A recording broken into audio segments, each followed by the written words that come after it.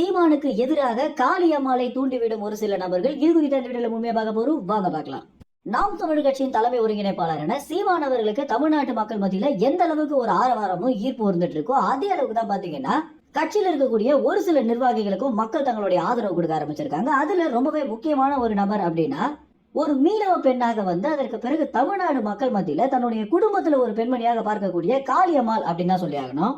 காளியம்மாள் பாத்தீங்கன்னா ஒவ்வொரு குடும்பங்கள்லயுமே நமக்கு ஞாபகப்படுத்தக்கூடிய ஒரு பெண்ணாக இருக்க காரணத்தினால தமிழ்நாட்டு மக்கள் மத்தியில சீமானுக்கு இருக்கிறத விட காளியம்மாளுக்கு பாத்தீங்கன்னா சற்று அதிகமாகவே மக்கள் தங்களுடைய பாசத்தை கொடுத்துட்டு வந்துட்டு இருக்காங்க அப்படின்னு சொல்லியாகலாம். இன்னும் சொல்ல போனா பிற கட்சியில இருக்கக்கூடிய நபர்கள் கூட பாத்தீங்கன்னா காளியம்மாள் மேல மிகப்பெரிய மரியாதை இருக்கு அப்படின்னும் அவங்கள போல நானும் ஒரு சிறந்த பேச்சாளராக வரணும் அப்படின்னு நிறைய இடங்களை பாத்தீங்கன்னா காளியம்மாளை குறித்து பெருமையாக பேசுறது நம்மளால பார்க்க முடியுது.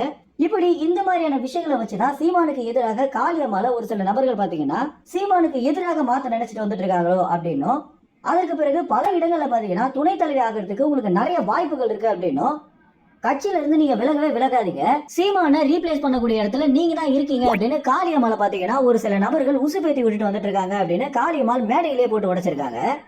சீமானுக்கும் காளியம்மாளுக்கும் ஒரு பிரச்சனை அப்படின்னு வரும்போது சுத்தி இருக்கக்கூடிய நிறைய பேர் பாத்தீங்கன்னா கட்சியில உங்களுக்காக தான் நாங்க இருந்துட்டு இருக்கோம் அப்படின்னும் கட்சியில அண்ணன் சீமானுக்கு இருக்க அளவுக்கு உங்களுக்கும் ஆளுமை இருக்கு, எப்ப வேணாலும் நீங்க தலைவி ஆயிடுவீங்க அப்படின்னு பல பேர் பாத்தீங்கன்னா என்ன சீமான் அண்ணனுக்கு எதிராக மாத்த முயற்சிட்டு வந்துட்டு இருக்காங்க அப்படின்னு காளியம்மாள் சொல்லிய போது அந்த மேடையை பாத்தீங்கன்னா ரொம்ப அமைதியாயிடுச்சு அப்படின்னு தான் சொல்லணும்.